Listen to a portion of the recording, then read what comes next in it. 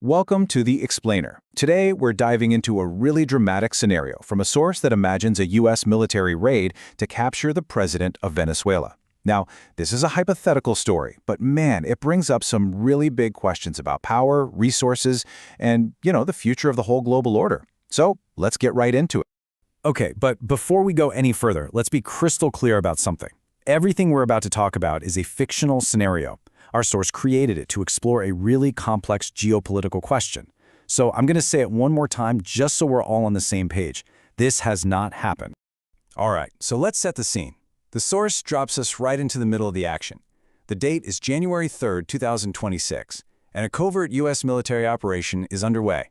Its name? Absolute Resolve. So this scenario lays out this raid, and honestly, it sounds like something straight out of a movie. Get this. U.S. helicopters are flying just 100 feet over the ocean to stay off the radar.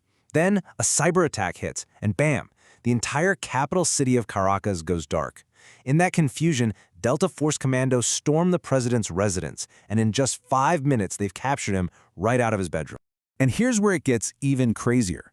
According to the source material, the fictional U.S. president, Donald Trump, is watching this whole thing unfold on a live feed. And his reaction, his supposed reaction to seeing a foreign leader get captured, he apparently said it was just like watching a TV show. Wild. So this shocking event, even though it's fictional, leaves everyone asking two huge critical questions that the source then tries to answer. First off, why? Why would the United States even think about doing something so drastic?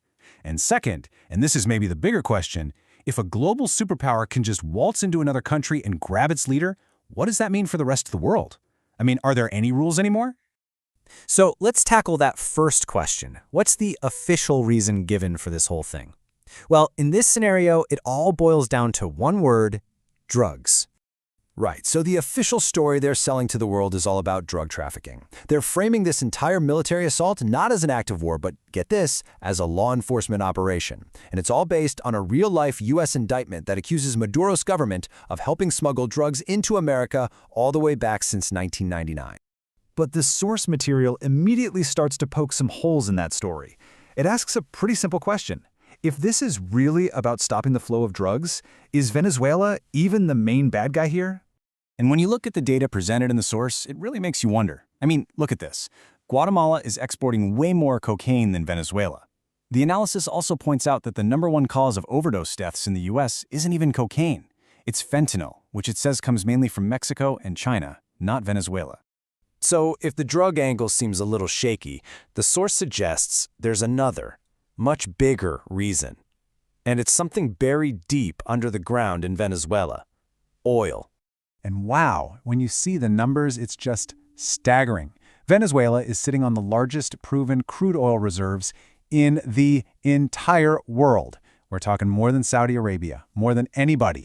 And the history here, it's absolutely key to understanding this. For decades, U.S. companies and refineries were built around Venezuelan oil. But then everything changed. When Hugo Chavez came to power, he nationalized the whole industry, putting it all under state control. And to really drive that point home, the source brings up another supposed quote from the fictional President Trump, who reportedly described Venezuela taking control of its own oil as them taking it away from us. Okay, so we've talked about the why, the possible motives.